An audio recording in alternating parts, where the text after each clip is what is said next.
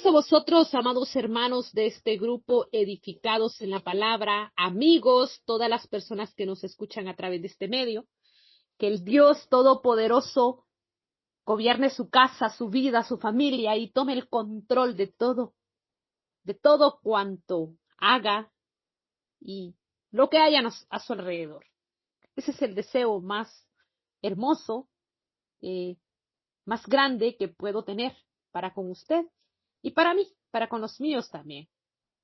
Y bajo este eslogan general, Mateo, el Evangelio eclesiástico y didáctico, ocupándonos de las enseñanzas del Mesías a sus discípulos, el gran sermón del monte.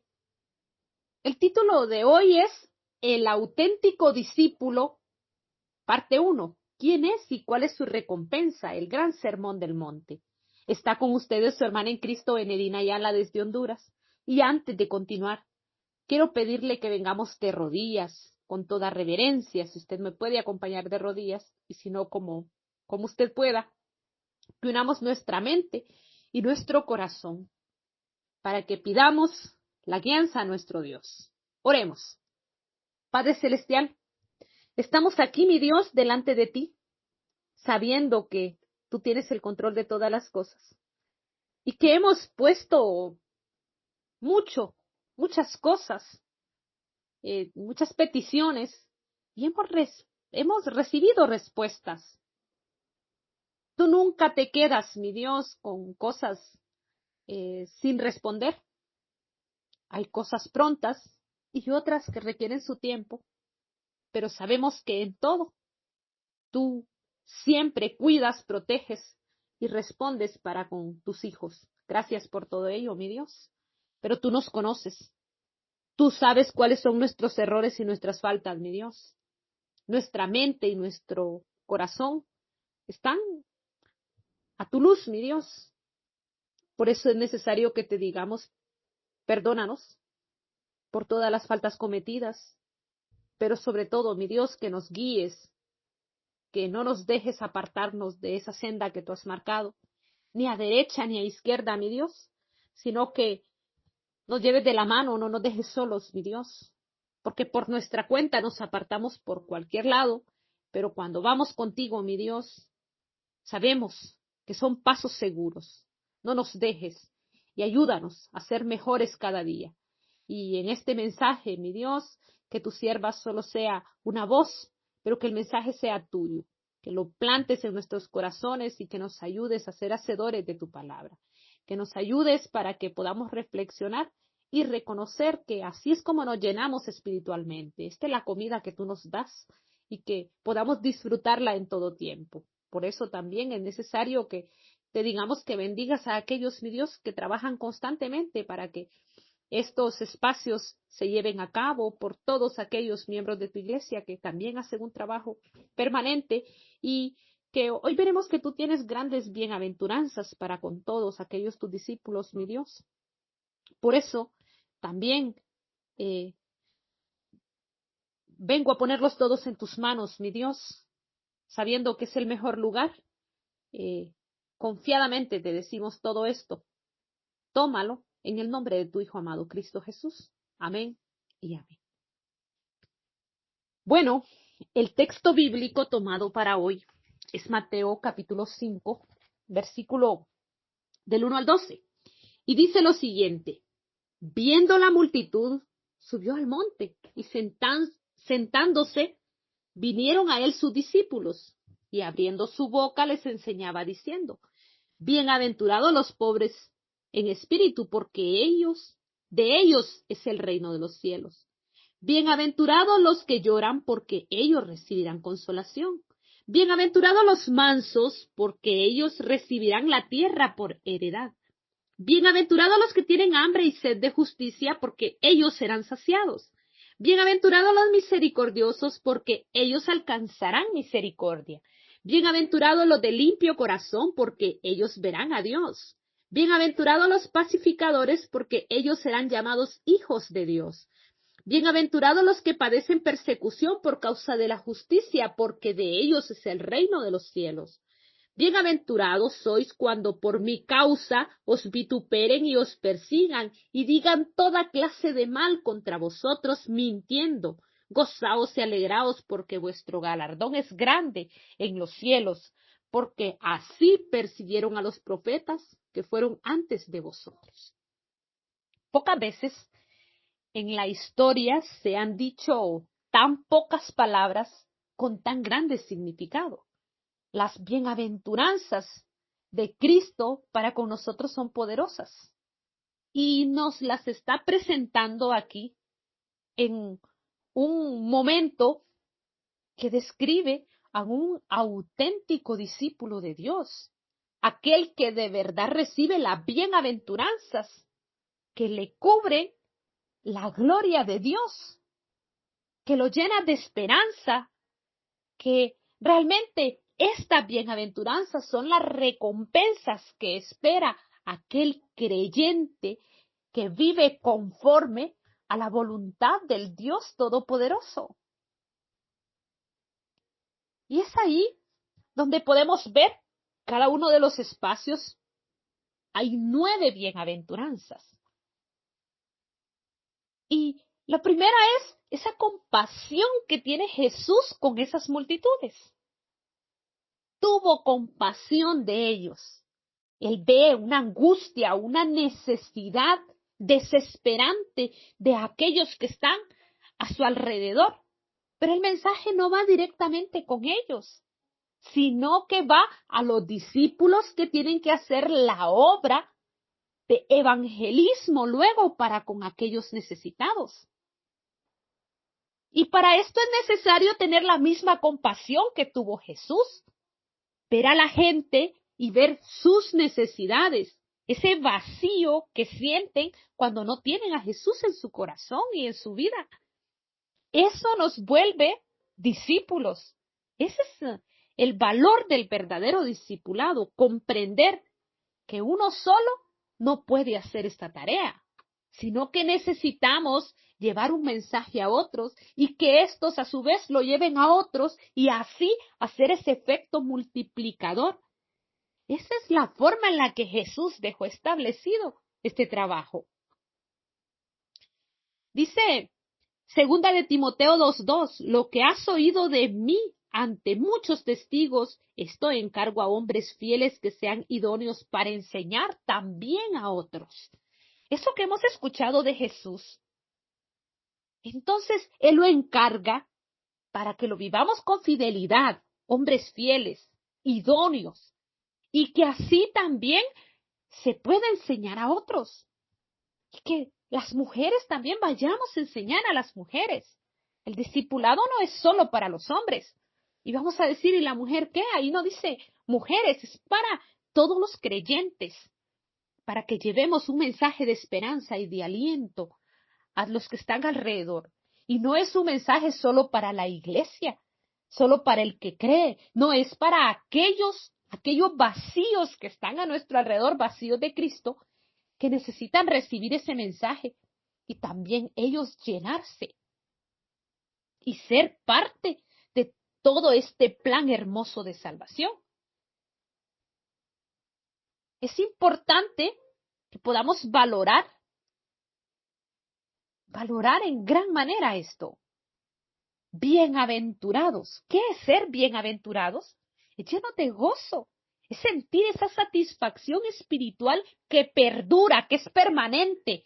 El Espíritu de Dios no es el Espíritu Santo uno que llega un ratito, se sintió y luego se va y ya no estaba el Espíritu, sino que es permanente, siempre, a pesar de las circunstancias. Perdura a pesar de la pena, del dolor, de la pérdida, de la aflicción, porque es una bienaventuranza. Es hermoso poder sentirlo. En medio del dolor, en medio de la angustia, ahí está Cristo con nosotros, tenemos su acompañamiento.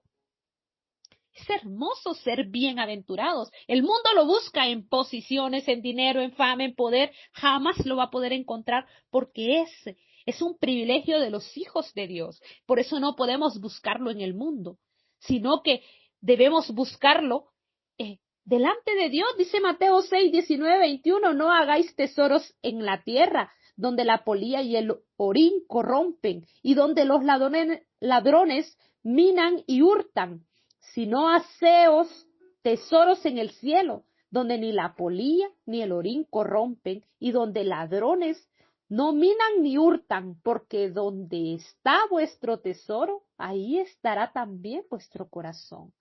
Pongamos ese tesoro en Cristo, porque ahí también estará nuestro corazón con Cristo, lleno de Cristo.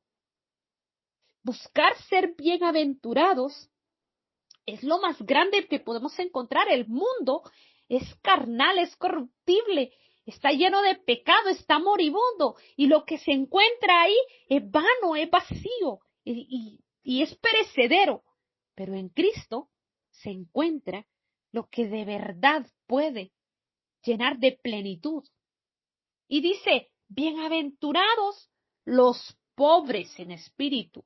¿Qué es tener pobreza espiritual?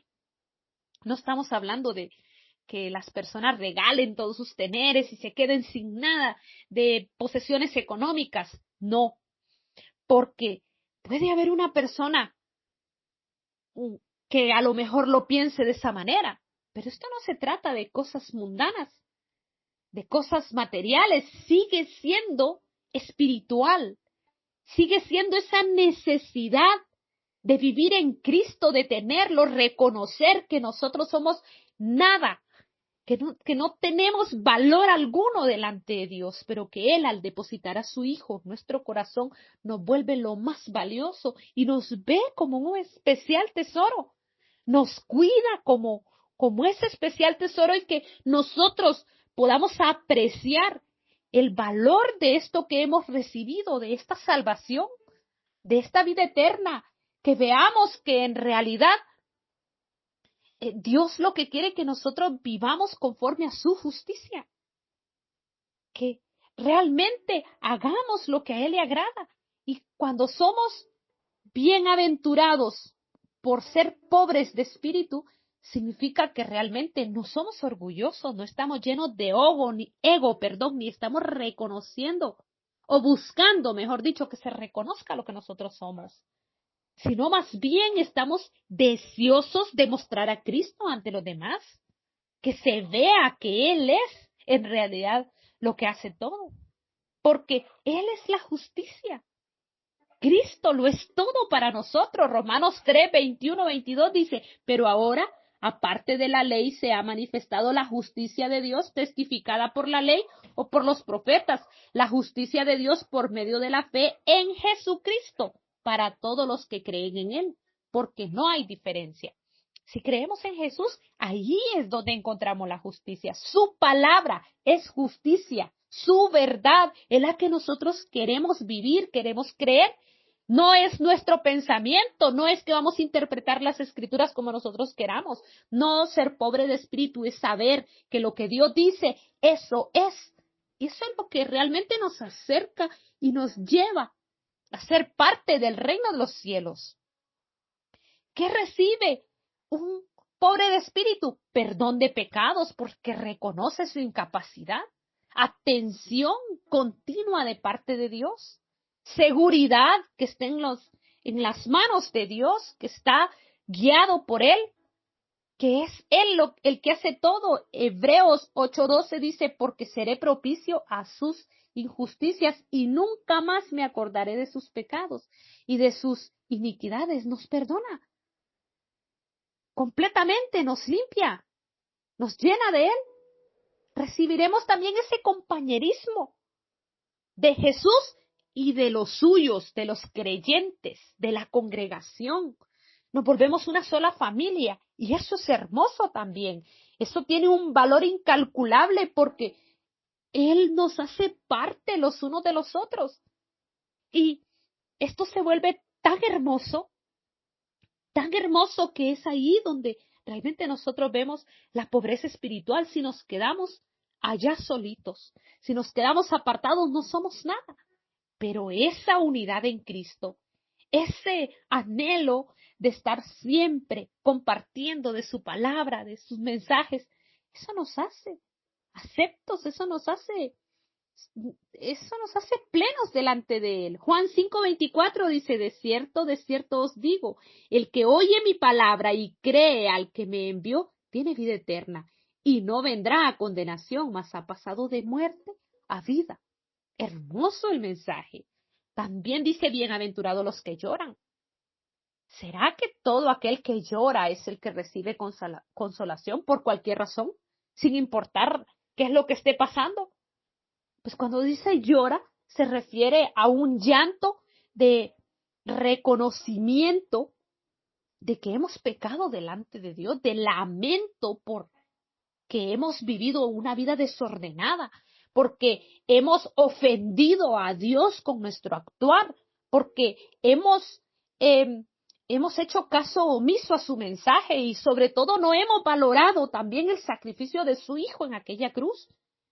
Eso realmente es algo que nos debe mover nuestro sentimiento y cualquier cosa mala que queramos hacer, este pensamiento nos debe detener porque estaríamos ofendiendo continuamente a Dios y a su Hijo. Entonces, ese llanto es aquel que realmente viene por reconocer que hemos tenido una conducta pecaminosa, que en otro tiempo tuvimos una condición de perdición en el mundo y que hemos venido y que sabiendo que no merecemos nada, lo hemos tenido todo, que nos da todo. Allí es donde recibimos esa consolación. Qué hermoso poderlo ver, porque realmente Él se compadece de cada uno de nosotros. Él está pendiente, dice Salmo 103:13, como el Padre se compadece de los hijos, se compadece Jehová de los que le temen. Él por eso nos da ese consuelo, porque Él nos toma en sus manos, nos abraza, nos conforta y nos consuela. Ese es el consuelo que recibimos. Eso es lo que nos llena de alivio interior. Es la paz de Cristo, la que se deposita en nuestra vida y la que nos hace ver las cosas de forma diferente. Juan 16:33 dice, estas cosas os he hablado para que en mí tengáis paz. En el mundo tendréis aflicción, pero confiad, yo he vencido al mundo. Aunque hayan dificultades en el mundo, confiemos, Él venció el mundo. No nos vamos a quedar en este mundo porque este mundo ya fue vencido. Tengamos la paciencia de poder esperar y ahí es donde recibimos consolación de parte de Dios. Ahí es donde viene ese consuelo que nos llena de paz, esa seguridad en Él. ¿Seguridad por qué? Porque Él ya nos ha perdonado y nos ha aceptado y nos ha hecho parte de su familia espiritual, porque ya somos de Él. Dice Efesios 1:3, bendito sea el Dios y Padre de nuestro Señor Jesucristo, que nos bendijo con toda bendición espiritual en los lugares celestiales en Cristo. Con toda bendición espiritual. Todas las tiene para nosotros. Entonces, ¿qué nos podrá faltar? Eso es lo que nos da gozo pleno. El sentido de la presencia de Dios, pero sobre todo el deseo de cuidar este camino, de ser guiado, de seguir esa senda que nos ha marcado, de depositarnos en sus manos para que Él muestre su soberanía en nuestra vida. De que nosotros le mostremos que lo amamos, pero que lo amamos porque le obedecemos. Que lo alabemos, que lo glorifiquemos como Él lo merece. Ahí es donde realmente encontramos ese consuelo que Él tiene. Salmo 11 dice, me mostrará la senda de la vida. En tu presencia hay plenitud de gozo, delicias en tu diestra para siempre. Ahí está el consuelo eterno. No solo consuelo en este mundo, sino consuelo para siempre. todas aquellas lágrimas, toda situación será secada, porque Él está con nosotros. Apocalipsis 7:17 dice, porque el Cordero que está en medio del trono los pastoreará, y Dios enjugará toda lágrima de los ojos de ellos. Pero esas lágrimas que lloran con profundo pesar de haber ofendido al Hijo de Dios y que realmente reconoce su pecado, reconoce su falta y clama para que Jesús esté permanentemente mostrándose en su vida, mostrándose hacia los demás. Bienaventurados los mansos, dice. Debemos ser activos delante de Dios, tener una vida, no tenemos un espíritu de miedo, de angustia, sino de poder, de dominio propio, pero en esa vigorosidad que se tiene que mostrar como cristianos y como creyentes, tiene que haber ternura, tiene que haber humildad, tiene que haber sumisión, tiene que haber deseos de hacer la voluntad de Dios, tiene que haber entrega completa. Y allí es donde el verdadero hombre es fuerte, en la humildad, en esas emociones y habilidades que Jesús mostró y que nosotros debemos ser capaces de mostrarlas ante los demás, en ese deseo de vivir en esa disciplina de Dios, de controlarnos a nosotros mismos. Esa es la verdadera fuerza. Y eso, el ser mansos, porque queremos vivir conforme a lo que Dios nos ha dicho, hacer su voluntad y obedecerle. Eso es la mansedumbre, donde no existen aires de superioridad o de suficiencia por su propia cuenta. Como cristianos, nosotros no decimos que somos autosuficientes, porque dependemos completamente de ese Dios todopoderoso, dependemos de Cristo en nuestra vida. Y eso nos vuelve disciplinados, deseosos, apasionados de hacer lo que a Dios le agrada. Y eso hace que nuestra habla, nuestra conducta, incluso nuestra vista, nuestro tacto cambie por completo. Porque ya no somos nosotros, sino Cristo a través de nosotros. Y allí es que realmente deseamos hacer lo que a Él le agrada, pero eso es lo que nos hace humildes, pues, que nos hace mansos. Quita todo orgullo, quita toda altivez. Eso es lo que hace Jesús cuando nosotros nos sometemos bajo su control, cuando lo dejamos a Él. Y eso lo que hace realmente que tengamos capacidad de perdón también, porque jamás Él ha sido vengativo. Él es el amor más grande que existe y el que más está lleno de perdón.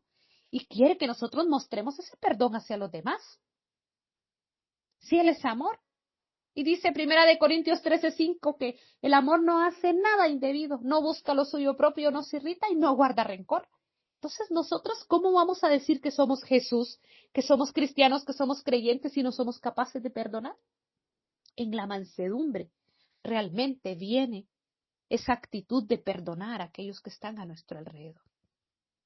Y ahí es lo que nos hace, lo que nos da tranquilidad también. Nos llena de completa tranquilidad, porque también nos ayuda a no tener problemas para con los demás. De Tesalonicenses 4:11 dice, y que procuréis tener tranquilidad y ocuparos en vuestros negocios y trabajar con vuestras manos de la manera que os hemos mandado. Miren, tener tranquilidad en todo, no solo en que lo mostremos en la iglesia y en los espacios espirituales, es en todas las acciones de nuestra vida. Que siempre esté Jesús ahí y que tengamos realmente un corazón adornado de un espíritu afable, apacible, que eso es de gran estima, dice la palabra, dice 1 Timoteo 3:4, que eso es de gran estima delante de Dios. Y entonces son los que heredarán la tierra. ¿En qué tiempo? Pues hay una herencia de una tierra en aquel momento cuando Cristo venga y en ese reino milenial, cuando venga a establecer su campamento santo en frente de Jerusalén, en el Monte de los Olivos, dice Zacarías 14:4, allí estaremos con Él. Allí realmente los mansos verán la victoria, la conquista, el triunfo de Jesús. Y seremos parte de esa gloria también, porque somos parte del cuerpo de Cristo. Allá en una vida libre de estrés, libre de tensión, libre de muchas situaciones. Es que eso es ser en realidad discípulo de Dios. Antes de llevar un mensaje, hay que vivirlo, hay que sentirlo, hay que tenerlo. Hay que ser apegados a la palabra de Dios.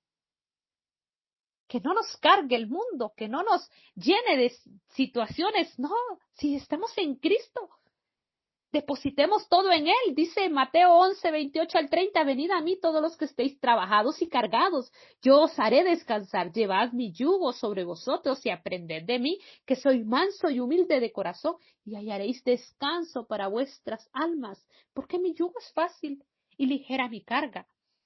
Si tenemos una promesa de una tierra, por herencia de esa vida eterna, de todo eso, todo esto que podamos tener aquí en este mundo se vuelve liviano, porque pasamos este tiempo como un camino nada más para poder alcanzar esa promesa.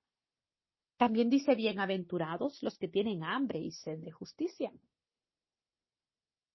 porque realmente ahí se va a encontrar, dice, saciedad, hambre y sed de la palabra de Dios, hambre y sed de vivir conforme a la palabra, de hacer la voluntad de Dios, porque ¿quién va a poder decir que hace la voluntad de Dios si no se apega a la Biblia?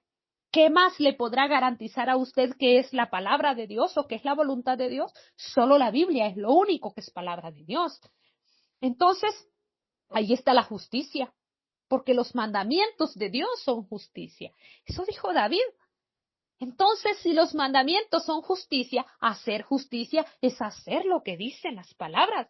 Y esto no se trata de legalismo, no se trata de cosas por ahí que usted me pudiera decir, es que ya no, ya tanto de mandamientos. Y es que, ¿qué le garantiza a usted si no es la Biblia? No se trata de ser completamente bíblicos, se trata de ser creyentes, cristianos y saber que esa Biblia es la palabra de Dios y es querer vivir conforme a la voluntad de Dios. Eso es lo que nos llena. Porque si no, entonces no tiene sentido. La justicia realmente son cosas profundas. Ser justo y hacer justicia es ser bueno y hacer lo bueno. ¿Y qué es ser bueno? Pues ser Jesús y hacer lo que hizo Jesús. ¿Y qué hizo Jesús? Obedecer toda la palabra de Dios. Todo radica, cuando hablamos de justicia, en la obediencia. En dejarnos guiar. En dejarnos llevar por la palabra de Dios.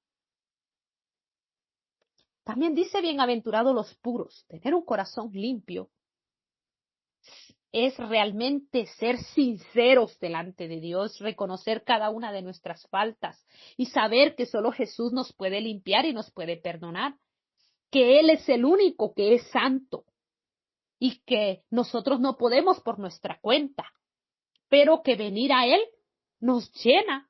Y entonces, como Él nos llena y Él es puro, nos hace tener un corazón puro. Pero para eso no es solo decirlo, sino vivirlo, actuarlo, mostrarlo. Deseosos de hacer todo aquello que Él quiere que hagamos. Dice Primera de Pedro 1:22, habiendo purificado vuestras almas por la obediencia a la verdad, mediante el Espíritu para el amor fraternal no fingido. Amaos unos a otros entrañablemente, de corazón puro. Necesitamos amar a los demás de la forma en la que Jesús nos ha amado. ¿Y cómo nos amó? Nos tomó y nos perdonó a pesar de lo malo que nosotros éramos. Nos ha amado y nos ha mostrado su amor a pesar de nuestros errores y nuestras faltas. Y nosotros sí queremos personas perfectas a nuestro alrededor. No puede ser. La justicia de Dios se muestra en amor, en perdón, en abrazo, en acompañamiento, en estar siempre, porque Él es lo que hace para con nosotros. También dice, bienaventurados los pacificadores, porque todo esto llega al final a transformar al ser humano en pacificador, está lleno de paz. Romanos 5:1 dice, justificados por la fe, tenemos paz para con Dios por medio de nuestro Señor Jesucristo. La fe realmente nos llena de paz, nos hace ser Cristo, ser parte del cuerpo de Cristo, ser diferentes, nos hace actuar distinto. Es la paz la que hace que nosotros podamos mostrar aquella edificación que se está viviendo constantemente. Romanos 14:19 dice, así que sigamos lo que contribuye a la paz y a la mutua edificación. Pero que no hagamos nada por contienda, dice Filipenses 2:3, o por vanagloria, sino que con humildad estimemos a los demás como superiores a nosotros mismos. ¿Por qué? Porque el verdadero discípulo ve el valor de aquel que está a su alrededor. Ve la necesidad, pero ve que aquel también es hijo descarriado, pero que el padre tiene una fiesta preparada para cuando regrese. Entonces, o que ve a aquel también, a lo mejor no lo ve como hijo descarriado, lo ve antes, no ha nacido posiblemente el que está a su alrededor, entonces ve un corazón vacío que necesita a Cristo, o qué sé yo la situación, pero que veamos a todo el que está a nuestro alrededor como aquel que necesita a Jesús, que necesita a Cristo, y que para poder tener valor aquella persona también necesita poder vivir, poder sentir, poder estar donde nosotros estamos. Y antes de poder llevar eso, necesitamos nosotros valorar esto que hemos recibido.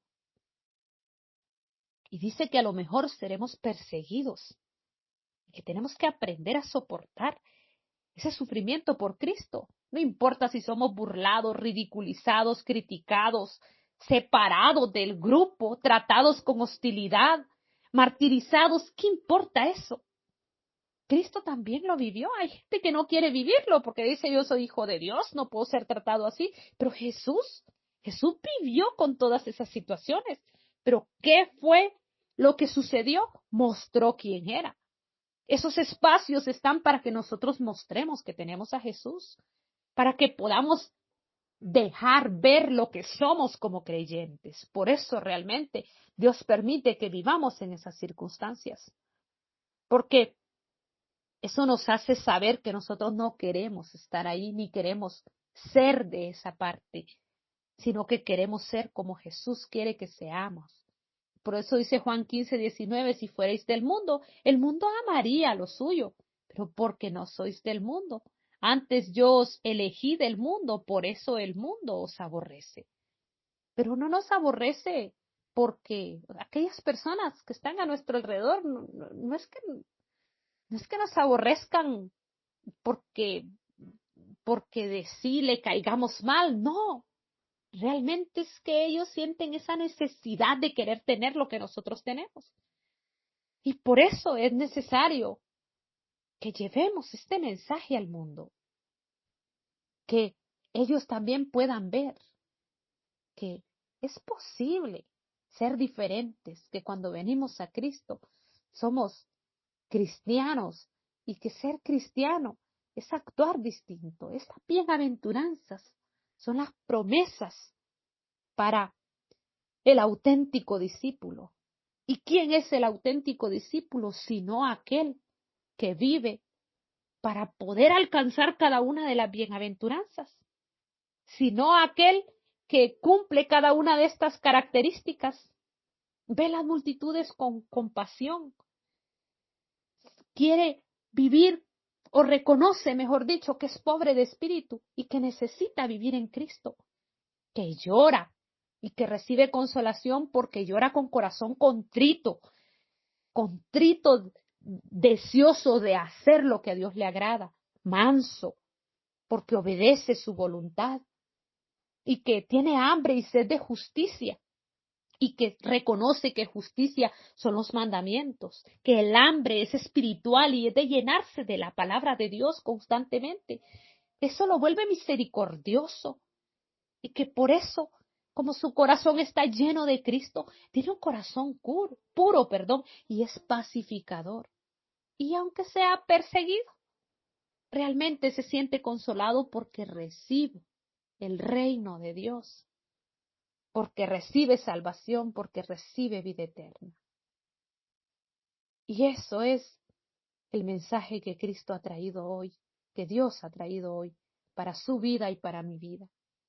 Que ojalá estas palabras hagan eco constante, nos den fortaleza, nos den ánimo y nos permitan recordar constantemente que ese Dios todopoderoso está abrazándonos, está con nosotros y siempre, siempre va a estar ahí, que no nos deja solos.